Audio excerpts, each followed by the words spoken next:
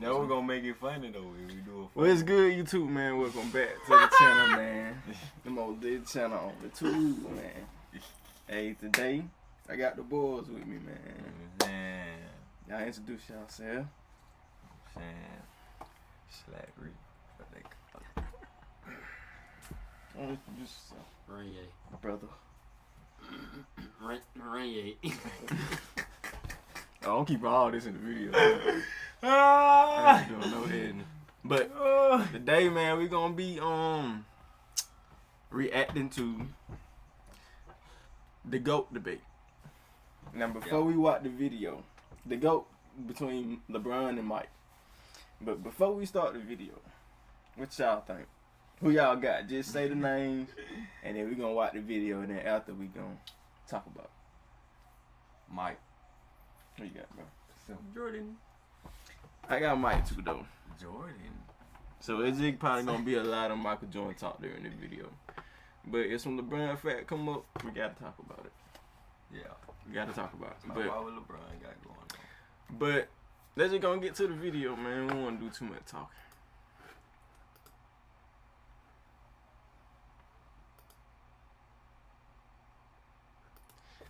Yeah, this should be smooth, but I could do like 5 videos back to back. And then just drop them bitches. Yeah.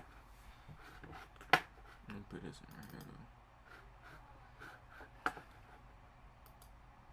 Bro, so what video I'm looking at, bro? You did play on both of them. You look at them, but you can look at them though. What the fuck? Hold on. Fuck. I gotta edit all this shit out. Man, that screen too big. Oh, wow.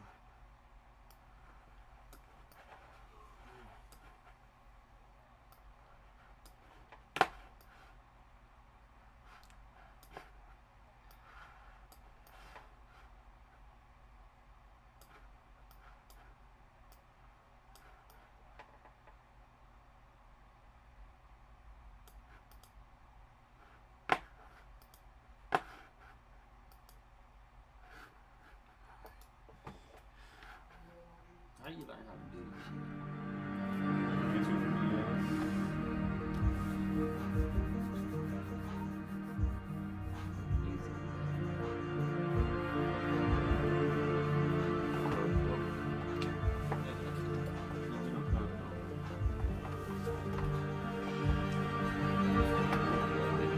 Go, man. Mike, man. Stop playing, man.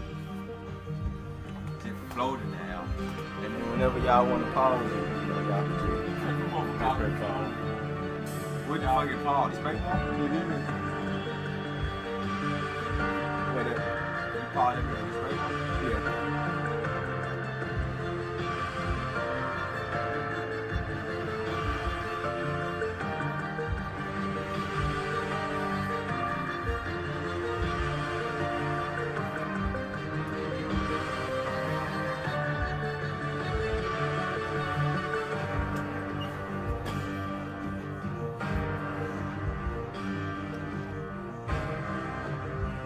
Alright, bro, get to it now, man. Jordan versus LeBron. LeBron versus Jordan. It's a debate that has captured the public's attention for the last several years, especially after this moment in 2016, when LeBron James beat the Golden State Warriors to win the 3rd championship of his career. In LeBron's own words, that one right there made me the greatest player of all time. That's what I felt. I was Y'all like, think that, bro? What? That ring made him the greatest player of all time. Hold on, he said he You think talking he the about- greatest player of all time? Cause he No, won that no, ring. no, no. Cause he won that ring, he said that. They Ring. made him the You greatest talking player of about all say- you time. talking about when they beat the Warriors, right? Yeah. He's speaking too early, bro. First off, bro. This your 3rd ring. I mean, And you winning your 3rd ring and being the Golden State Warriors, that make you think you the greatest player of all time. But they did come back from 3-1 though. Bro, I don't want to hear none of that. So yeah, I don't think so. Bruh, not then- of all bruh, time, then, bro. First off, bro, Not me of all doing time, that, bro. I wouldn't call myself the greatest player. While I'm playing basketball, I wouldn't call myself the He greatest player. good. of all He time. great, but not. Maybe not after all I retired, time. I look back and be like, out of I all them people. I think I might have been in there. Oh fuck no. Oh no, he ain't all time. Bro, you not even better than Larry Bird. Nah, you better than Larry Bird. Nah, he better than Larry Bird, bro. His brother don't get hit mad at him, man. That Bro, right who there you made you the going greatest player of all time. Larry Bird. But did it? LeBron. Is everything No, since I that said moment join, simply nigga, icing on Michael LeBron's cake? Or Nah, is what he LeBron said? destined to He finish said his join. career in Michael He Jordan's said shadow? join. That man said We've all LeBron. heard the arguments from He said LeBron Michael. supporters He's bigger, he's stronger, he's faster, he's more durable. and from Jordan supporters. Michael Jordan was merely 6-0 with 6 MVPs in the finals. But the GOAT debate isn't as simple as the pundits make it seem. There are a number of factors relevant in determining the greatest basketball player of all time. In fact, I would say there are 5 things that really matter when determining the GOAT of any sport. These criteria are, in no particular order, accomplishments, longevity, winning, statistics, and what we'll refer to in this video as the eye test. And to be the GOAT, you don't need to be the best in any specific category, but you need to be pretty good across the board. So simply winning 7 championships, like Robert Horry did, isn't enough to get you into the conversation. When we're finished with this video, They were like, if you going all ring, Robert Horry better. I hate when folks say this shit. Robert Horry ain't even better. That nigga just a role player that got lucky as hell. Had a lucky ass career. That's all that is. it'll be It's like plainly that obvious Patrick that one McCaw guy movie. comes out Yeah. on top. He got like 3 rings. But before we get started, I want to clarify that this is not a comparison of legacies. It's about who was the better basketball player. If we were talking about legacies, Jordan's is nearly untouchable. Not only did he lead basketball to global popularity, he helped transform Nike into an empire, changed the way players played and how they dressed, and he even made it cool for guys to be bald. And while those things certainly contribute to MJ's iconic status, they don't make him a better player on the court. So let's evaluate the criteria that matter, and we'll start with individual accomplishments. Take a look. Jordan had more regular season MVPs, twice as many finals MVPs, 9 more scoring titles, and several more selections to the NBA's all-defensive team, including once being named Defensive Player of the Year. LeBron has more All-Star appearances, but that's largely due to his having played more seasons. Mike, like, he stopped playing basketball, man. Yeah, that's what I be realizing. Then he retired like a few that shit. times. He left that shit alone. Then started back playing, left alone. He got this shit in 15 seasons, man. And LeBron been in the league 18 seasons. In fact, when taking into account retirements and major injuries, Jordan essentially played 13 seasons compared to 17 seasons for LeBron, making Jordan's significant lead in accomplishments all the more impressive. And that's to say nothing of MJ's brilliant college career, which saw him twice named All-American and once awarded College Player of the Year, at a time when the country's best players actually went to college. So regardless of whether you're a LeBron fan or MJ fan, you have to give the accomplishments checkmark to Jordan. Of course. The second criteria in our GOAT analysis is longevity. And this one is also a no-brainer, but this time in favor of LeBron. Not only has LeBron played more seasons in the league, but he's had a longer peak than Jordan. Jordan's peak lasted about 10 years, whereas LeBron's peak has lasted 16 years and is still going. And he's been incredibly durable during that time, missing significant time to injury only in 2019. That said, the claim that LeBron has been much more durable than Michael has been a bit overblown. Consider that Jordan played in at least 80 regular season games 11 times in his career, including all 82 games an incredible 9 times. Compare that to LeBron, who played in at least 80 regular season games just twice, and in all 82 games just once. So both LeBron and Jordan get high marks for their durability. But durability aside, the bottom line is that LeBron has sustained his level of their durability once. So both LeBron and Jordan get... That motherfucker look like Gary Payne.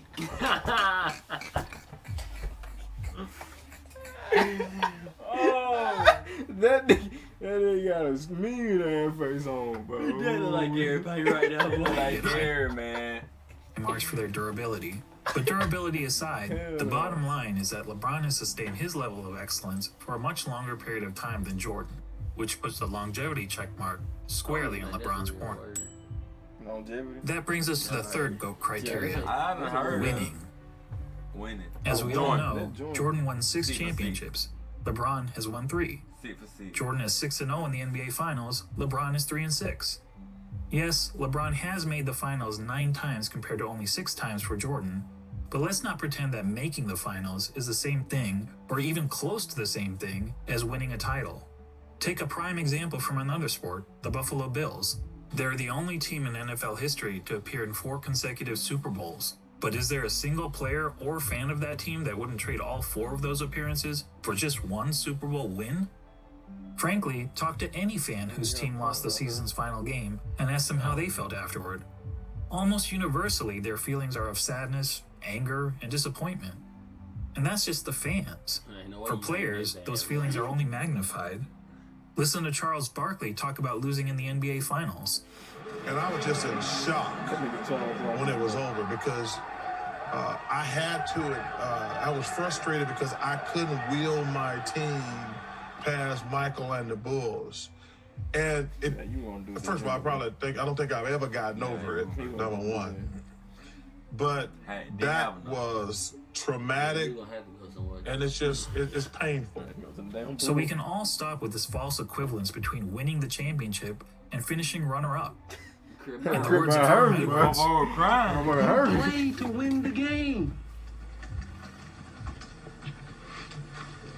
Hello? You play to win the game. now back to Jordan and LeBron. As mentioned, on basketball's biggest stage, the NBA Finals, Jordan was 6-0. LeBron was 3-6. And frankly, that doesn't even show how lopsided their records really are. In terms of individual finals games, Jordan was 24-11. LeBron is 18-31. And that's because in 4 of his 6 finals losses, LeBron's team hasn't even been competitive. Twice he got swept, and 2 other times he lost 4-1. That includes being on the wrong side of the 2 most lopsided finals by margin of loss in NBA history. Of course, LeBron fans will tell you that the only reason for LeBron's poor finals record is that his competition was so tough. Ironically, some of these same fans criticized Jordan for losing early in his career to a Celtics team stacked with 5 Hall of Famers, and they conveniently gloss over the fact that LeBron reached the finals so many times in part because the competition in his own conference was so weak. During the vast majority of his career, LeBron played in what many dubbed the Leastern Conference because the East was so much weaker than the West. On the other hand, during Jordan's playing days, the East was so much weaker than the West.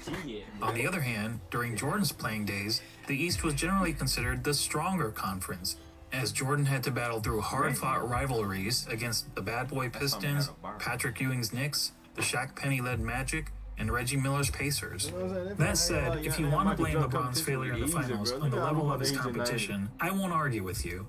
But let's also not blow it out of proportion.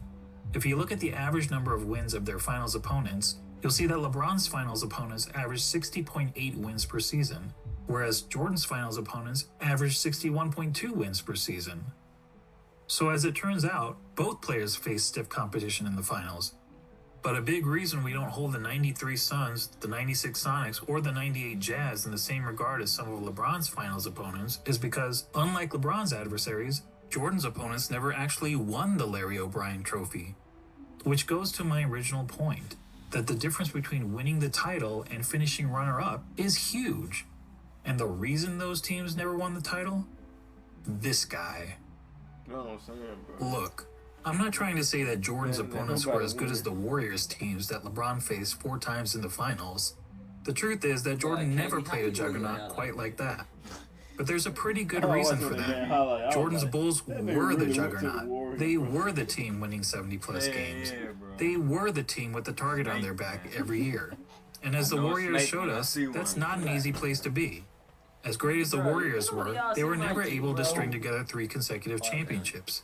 Jordan's Bulls did it twice. So what's the greater achievement? Beating the juggernaut or being the juggernaut? Or to be more specific, beating the juggernaut 1 time out of the 4 times he faced them? or being the juggernaut That's what I'm year saying, after bro. You year gotta after go year, win, and go then up, doing go it to the again finals and lose, year bro. after Go to the year finals after and lose year. every time, bro. There's no doubt that LeBron's victory over the 73-win Warriors was the highlight of his career.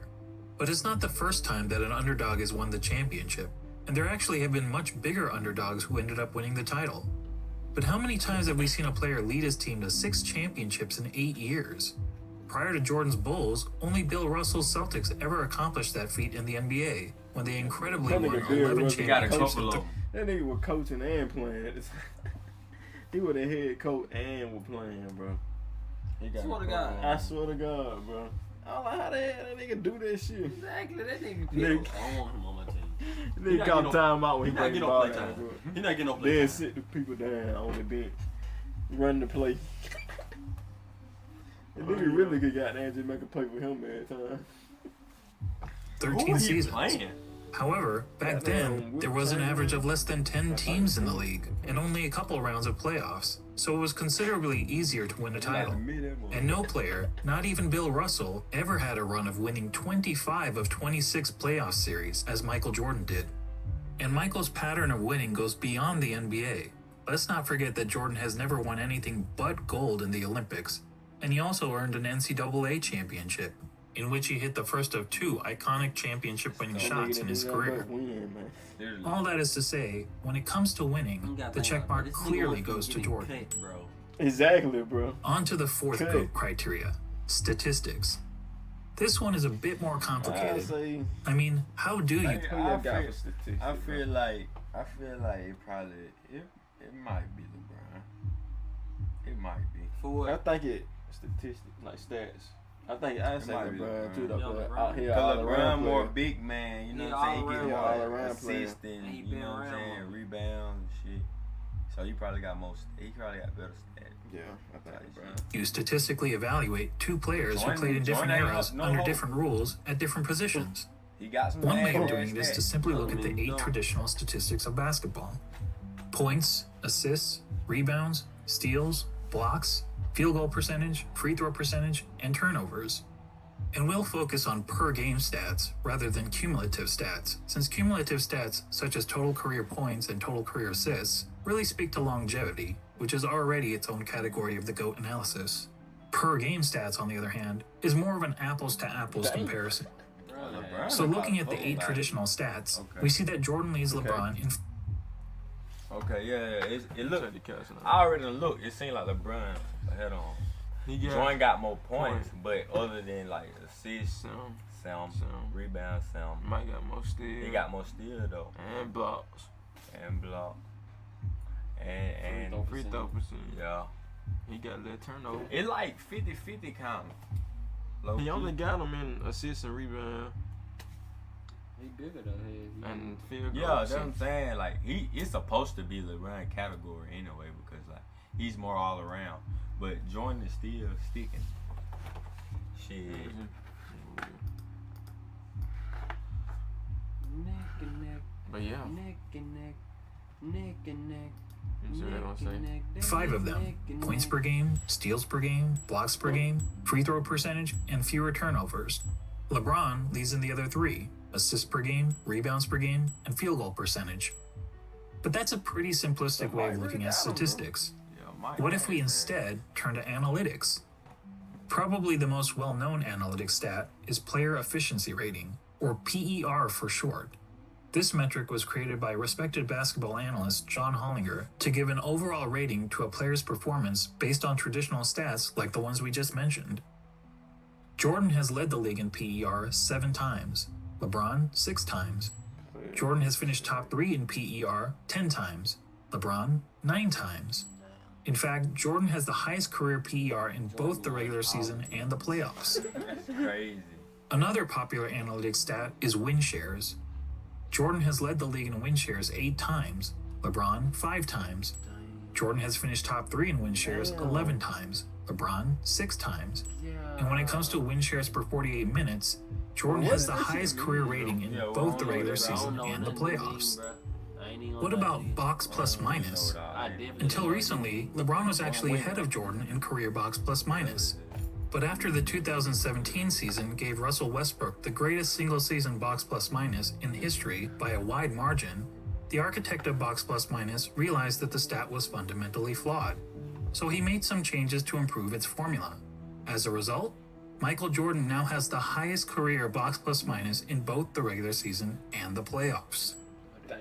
And lastly, what about value over replacement player, which on its face seems to favor LeBron James? Well, value over replacement player. Led Lee and what, man? What? These folk making up stat. Player is a cumulative stat. And as previously noted, cumulative stats speak more to longevity than they do game-to-game dominance. That said, according to value over replacement player, Jordan owns 6 of the 9 greatest individual seasons ever played. And on a per-game basis, MJ's career rating in value over replacement player is the highest of all time in both the regular season and the playoffs. Are you noticing a theme here? Not only does Jordan beat LeBron in every ratable analytic stat, he consistently ranks as the best ever across the board. Before we move on from analytics, I want to mention a lesser-known stat called game score, another brainchild of John Hollinger. Game score measures a player's performance in a single game, so it won't tell us who's had the better career, but it does provide insight into who's had the greatest games. Now, we only have game score stats since 1983, so you won't see any mentions of Wilt Chamberlain here. That said, of the 100 highest game scores ever recorded, incredibly 19 of them belong to Michael Jordan. In other words, nearly 1 out of every 5 of the best single-game performances over the last 4 decades has been by MJ. That includes the highest game score of all time for Jordan's 69.18 rebound masterpiece. Comparatively, LeBron has had only 3 of the top 100 game scores. When discussing the GOAT, Nick Wright is fond of asking this question. The aliens come down. You have 1 game to save humanity. Who's your first pick in the history of the world? Well, Nick, I think we have our answer. Now that I've finished drowning you in numbers, let's be real. Hardly anyone watching this video knows how to calculate PER, win shares, box plus minus, value over replacement player, or game score. And why should you? This is basketball, not Goodwill Hunting. So let's go back to the traditional stats that we all know and understand. But this time, let's add context to them. What do I mean by context? Well, some positions are simply better than others at racking up certain stats. Let's take rebounding as an example. In a vacuum, if we simply compare the number of rebounds per game of Brook Lopez and Jason Kidd, we might think that Lopez was the better rebounder. The truth is, relative to their positions, Lopez is statistically one of the worst rebounding centers in NBA history, whereas Kidd is statistically one of the best rebounding guards in NBA history. But even a poor rebounding center can grab more rebounds than a great rebounding guard solely by virtue of their roles on the court. So it makes sense that, to understand the context of a player's stats, we should compare them to the respective positions that they played. When comparing LeBron James to the other small forwards who have played at least 500 NBA games, this is where he ranks. Overall, that's pretty impressive. Now let's see how Jordan compares to all shooting guards who have played at least 500 NBA games. As good as LeBron is compared to other small forwards, Jordan is on another level when compared to other shooting guards. He's darn near the top of every major statistical category, and there isn't a single category where LeBron is better than MJ relative to his position, other than assists. So to sum up statistics, whether comparing traditional stats or analytics, and especially when judging these players in the context of the positions they played, Jordan has a really single edge over LeBron. But I mean, join the bed though, so it's like, he probably think that too.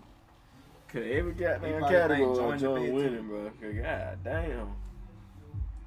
But is it facts though? Like, you think he putting facts out there? I mean, he using numbers, bro. The numbers don't lie. But I don't know, bro. I'm not a nigga a joint fan. Yeah, as such, we have to give the check mark to Jordan. And that takes us to the last category in our GOAT analysis, the eye test. And to be clear, by eye test, I don't mean which of these players is bigger, faster, or jumps higher. None of that is relevant unless we're having a track and field competition. And frankly, if physical measurables mattered, then George Murasan would be in the GOAT conversation. No, what I mean by the eye test is, if you sat an average basketball fan in front of a TV to watch a player in action, What would he notice that the player is and is not great at? Thankfully, I happen to be an average basketball fan, and I've had the privilege of watching both LeBron and Jordan during their playing days. So unlike a lot of my fellow YouTubers, I haven't merely relied on hype. Ball goddamn 30, 40. That better be here. Talking about he white joint. What, both on them? What the fuck? Highlight videos. Probably don't even white. Here's what my eyes told me when I saw Michael Jordan play, particularly during his playing days with the Chicago Bulls. That ain't cap. He was the best offensive player in the game. He was arguably the best defensive player in the game. He had the best mid-range game. That's another thing. He was the best finisher at the... Immaculate. I'm telling you. That's another thing. It's really immaculate. That separate him from LeBron. That's what I'm saying, bro. Defense. Just great offense and defense, bro. And this shit might, bro. Need somebody to get the ball in the basket, man. I thought I knew about that sleep. rim. He had the best post-up game, which is incredible considering most players who dominated the post were big men. He was widely considered the most clutch player in the game. He was regarded by opponents as the fiercest competitor on the court. He was regarded by teammates as the hardest worker in practice. And when all was said and done, amongst the other stars of his generation, he was the greatest winner. Now, when you're playing against the elite of the elite athletes of the world, to be the best at any one of those things is pretty remarkable. But to be the best at all of them, I tell you, it's impossible, but for the fact that we saw Michael Jordan do it. And when it comes to the GOAT debate, that's the biggest hurdle facing LeBron. He's basically being compared to a guy who was great at everything and practically had no weaknesses. Seriously, judging by the eye test, what's the worst thing we could say about Michael Jordan's game? Probably that he wasn't a very good three-point shooter. Jordan shot 33% from beyond the arc in an era when the average player also shot 33%. So when it came to three-point shooting, he wasn't good, he wasn't bad, he was just average. But remember that Michael played in an age when the three-point shot wasn't a big part of the game. During Jordan's years, teams averaged only 9.5 three-point attempts per game, and Michael himself attempted less than 2 threes per game. And if being an average three-point shooter is a weakness of Michael's game, well, then we also have to call it a weakness of LeBron's game. The difference is that LeBron plays in an era where the three-point shot is a huge part of the game. During the years in which LeBron played, teams attempted on average over 21 threes per game, and LeBron himself averaged 4.3 three-point attempts per game, or 2.5 times as many as Jordan. Despite the increased emphasis on threes... You think LeBron played back then, shooting a three, he shoot now, you think he'll be like you think he'll be like one of the best shooters in the league? Yes. Think so, bro? Yes. Say it again. Wait, no. Say No. I don't think I heard it clearly. No. Say it again. I'm tripping bad. If you put LeBron in the league back in the 90s when Michael Jordan played, and LeBron shoot the way he shoot now, you think LeBron be one of the best shooters in the league? Okay, you know they said Michael Jordan era, they ain't really shoot three. He averaged 33% from the three, which was like the average percentage. Yeah. You think LeBron be one of the best shooters in the league? He probably shoot better than everybody. 9 times out of 10. You know what I'm saying? Cause I feel like he probably shoot better. LeBron's career shooting percentage from... But though, defense. Like defense different in the era. They on your ass. Oh yeah. They filing hard. Oh yeah, they knocking your ass out the alley. I don't really know.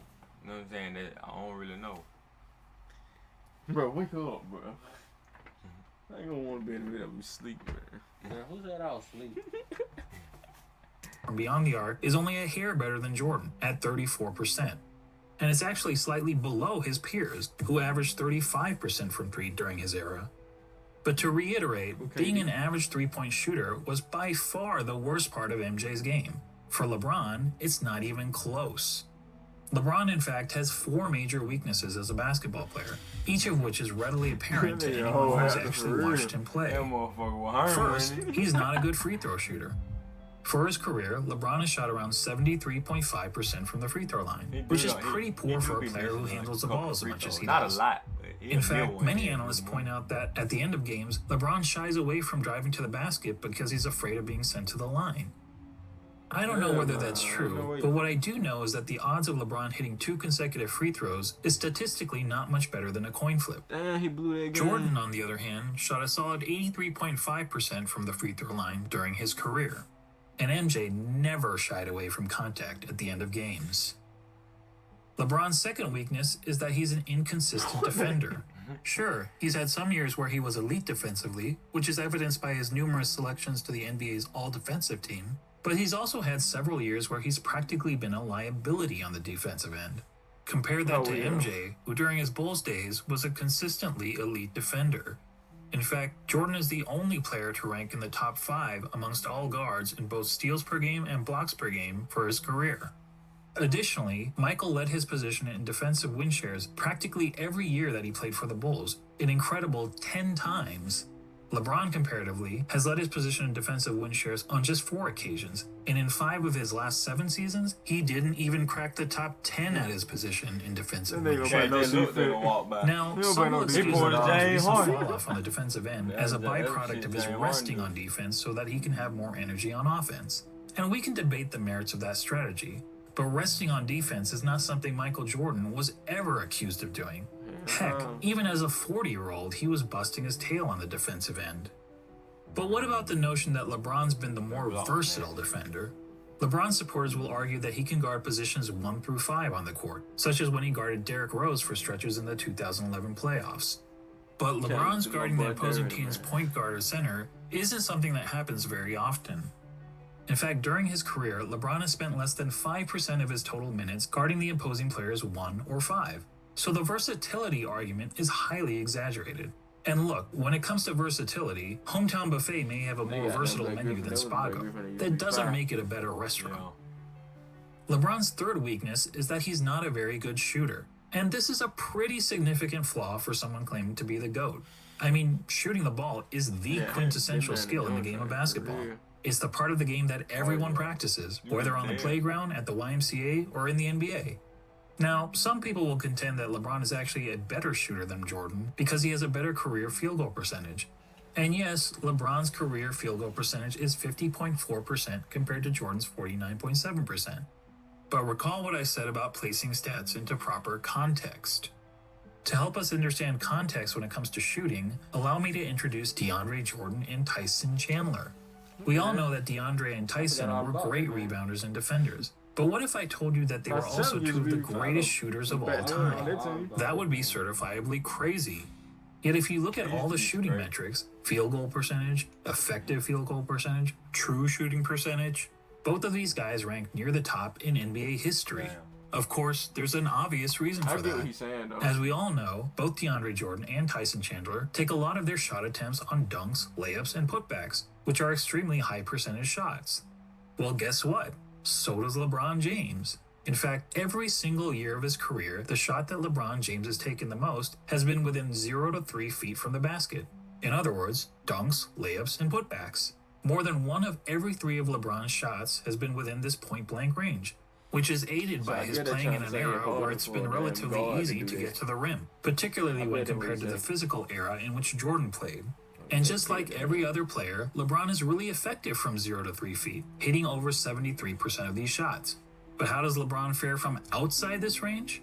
According to BasketballReference.com, LeBron's shooting percentage from outside 3 feet is 37.5%. It's even poorer in the playoffs where he shoots 35.9%. And it gets even worse in close and late situations. In the last 2 minutes of games where the score is within 5 points, LeBron hits only 31.7% of his jumpers.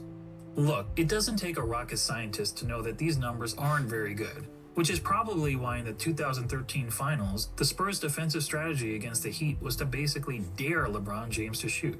And keep in mind, this was against LeBron in his prime.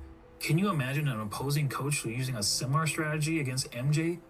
Now, LeBron actually credits the Spurs for forcing him to work on his jump shot, but it's not as if his results have gotten much better since then. Here's LeBron's shooting percentage from outside 3 feet over the last 6 years. Yikes. Well, I'll give him this, he is consistent.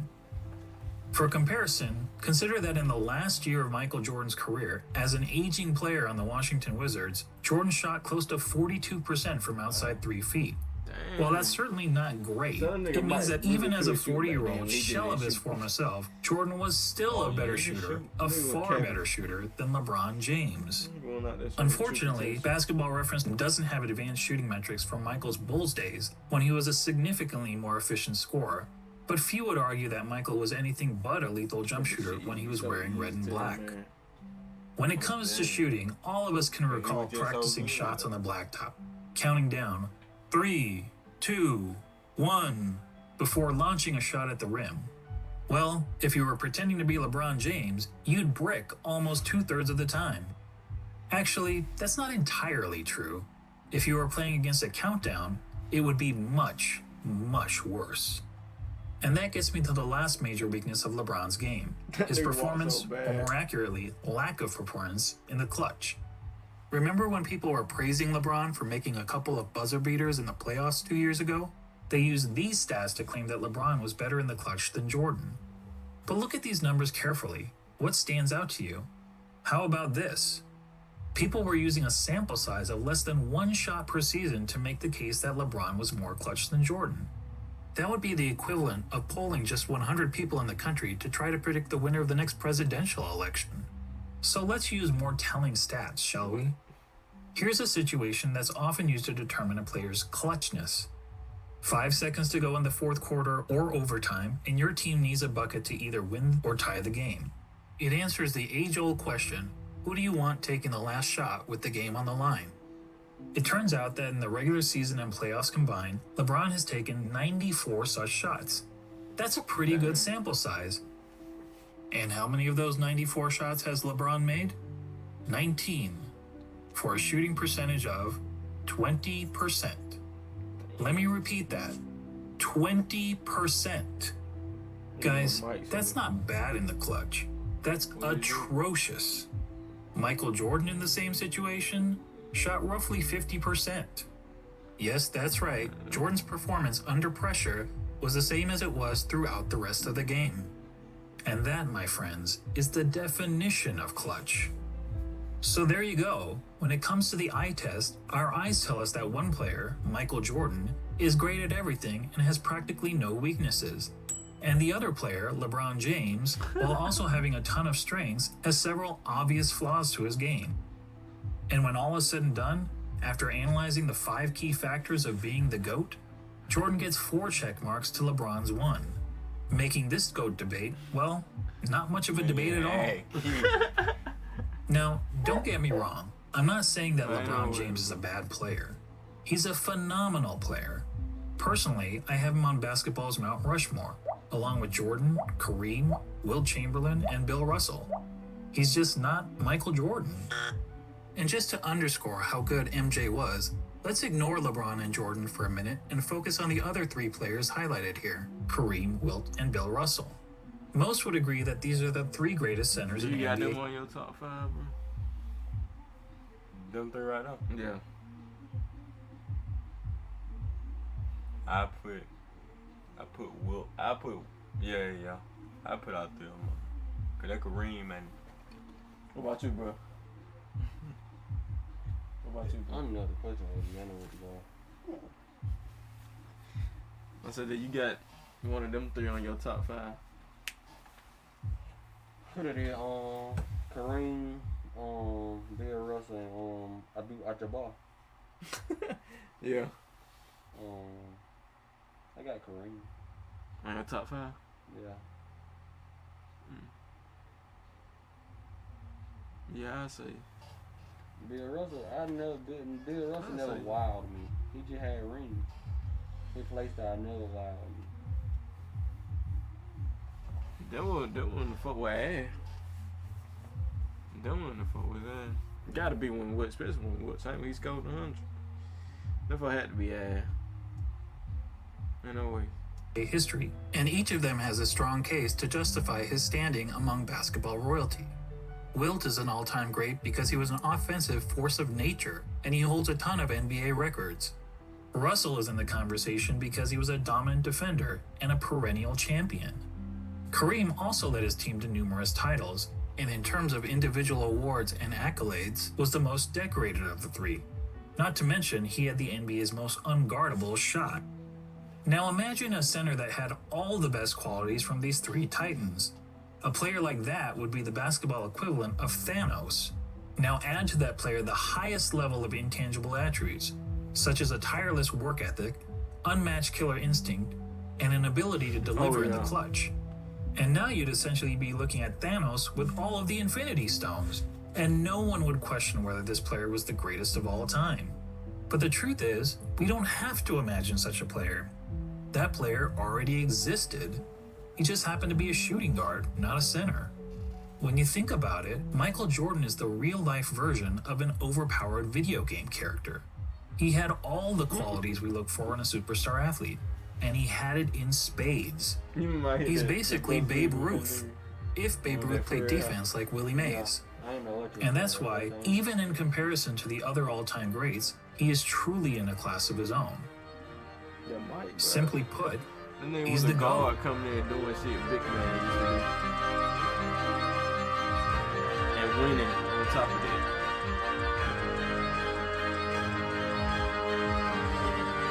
I think at the end of the video though. That song really glide. I used to jump like that. But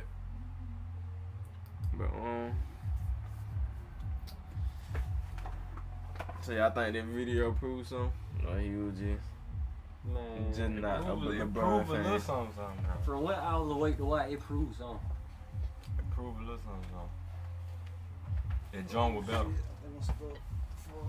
But I've been saying John was better though. I said that from the get go. So I've been trying. It wasn't nothing new to me. They got Mike, bro. They like, I say they like two goats in the same. Yeah, they fence. two goats. Two goats in the same pen. It's just like LeBron might be a baby goat. Yeah, LeBron the best of our generation. But overall basketball, bro, that was Mike, bro. Yeah. Being a guard. And he changed basketball. Like, changed. Not my baby. But yeah, man, I think they're gonna end up this video, man. Y'all let me know what y'all think in the comments on who y'all GOAT is. And we're gonna catch y'all in another video.